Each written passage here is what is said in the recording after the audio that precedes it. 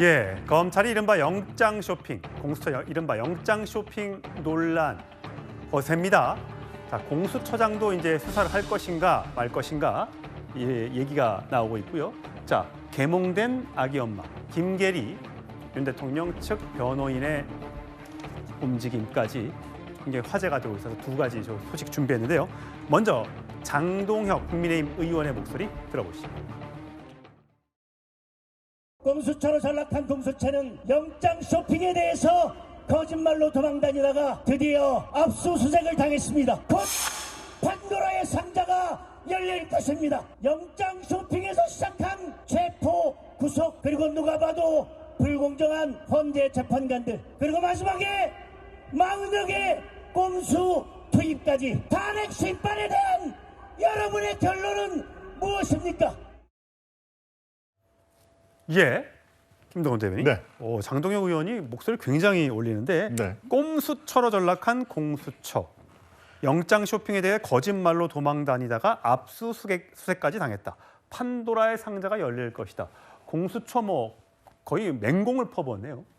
예, 공수처 정말 태어나서는 안 될 기이한 그런 그 조직이었죠. 문재인 정부 이제 4년이 된 조직입니다마는 글쎄요, 왜 공수처를 만들었을까요? 명분이 그렇습니다. 검찰 개혁을 해야 된다. 또 검찰의 수사 이런 것이 정치에 많이 오염이 됐다라고 해서 고위공직자 수사처가 만들어졌는데 저 정도 이제 거짓이뿐만이 아니라 글쎄요, 무슨 대한민국 사법계를 백화점으로 만들어 놨죠. 예, 판사 쇼핑, 법원 쇼핑, 영장 쇼핑, 웬 쇼핑이 그렇게 많이 들어갈 정도로 정말 백화점 비리다운 공수처입니다. 차라리 저는 폐지를 하는 게 낫겠다라고 생각을 하는 사람입니다만은 빌공짜의 손수자, 정말 아무것도 없는 4년 동안 구체적으로 이 수치를 한번 내볼까요? 지금 4년 동안 기소된 건이 몇 건인지 아십니까? 불과 5건밖에 없습니다. 예. 7,800건의 사건이 공수처에서 다뤘는데 불과 4년 동안 5건의 기소밖에 내리지 않았고요. 글쎄 1년 예산이 얼마나 들까요?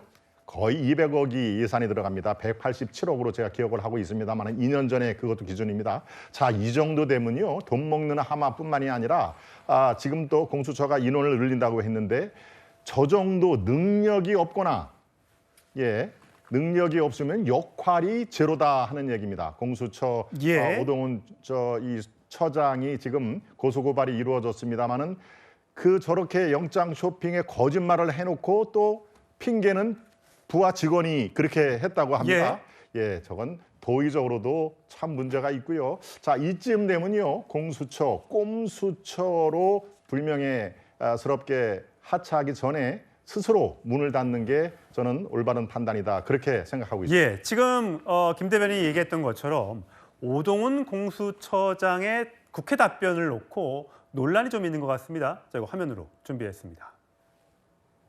직원이 체포영장에 대해서 묻는 것으로 좀 속단하고 좀 표현에 있어서 적절하지 않게 나간 것은 인정합니다. 1월 17일 대통령 압수수색영장, 통신영장을 서울중앙지법에 청구했는지 제가 물었습니다. 답변하기 어렵다 이렇게 왔습니다. 그런 사실이 없다 해서 답변하기 어렵다로 바뀐 겁니다. 답변서 이거 처장께서 직접 결제하신 거예요? 아닙니다.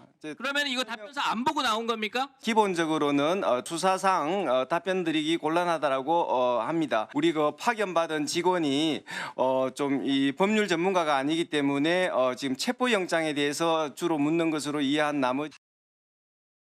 장 변호사님, 네. 법률가시니까요. 예. 공수처 직원들 중에는 법률가 아닌 사람도 있겠습니다만 공수처장의 답변이 직원이 잘못 얘기해서 직원이 전문가가 아니어서 이렇게 얘기하니까 뭔가 좀 굉장히 뭔가 잘못한 것처럼 보이지 않습니까? 그거 어떻게 들으셨어요? 그런 부분이 있는 건 사실인 것 같은데요. 기본적으로 이제 국민의힘에서 문제 삼은 거, 윤석열 대통령 대리인 측에서 문제 삼은 게 영장 쇼핑했다는 거 아닙니까? 그러면서 주되게는 왜냐하면 통신영장이랑 이런 금융계좌영장 이런 부분은 발부율이 99%에 달합니다. 정말 인신을 확보하기 위한 체포영장에 대해서 주로 문제를 삼았던 거죠.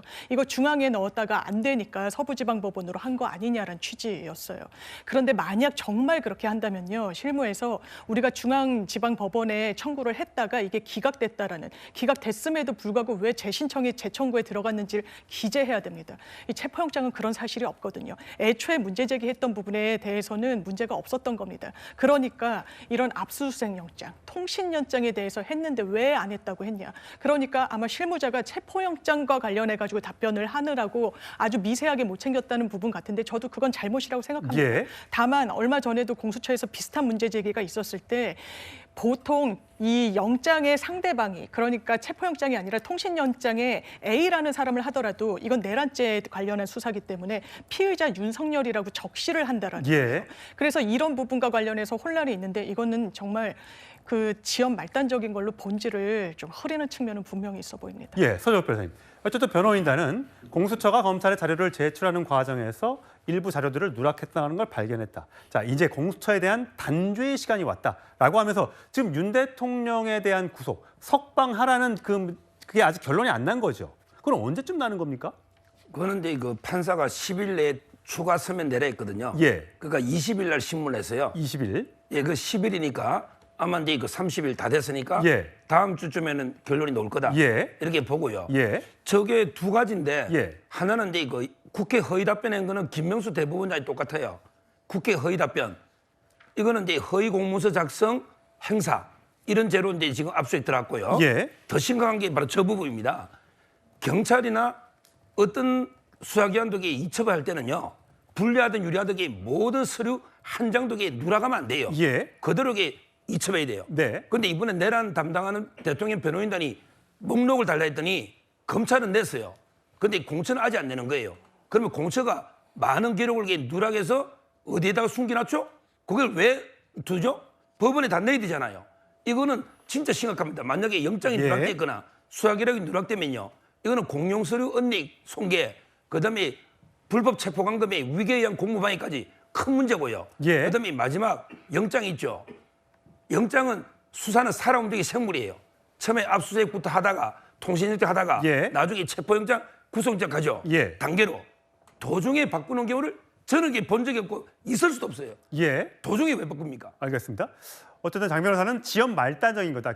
근본적으로 서울중앙지법에서도 체포나 구속이 적당하다고 판단을 했기 때문에 문제가 없다라고 주장한 반면에 서정욱 변호사는 문제가 많다. 중간에 이 내용을 바꾸는 게 어딨냐라고 주장을 하고 계십니다. 상당히 내용이 하지만 어쨌든 검찰이 지금 강제 수사에 착수한 상태이기 때문에 결론을 내주겠죠.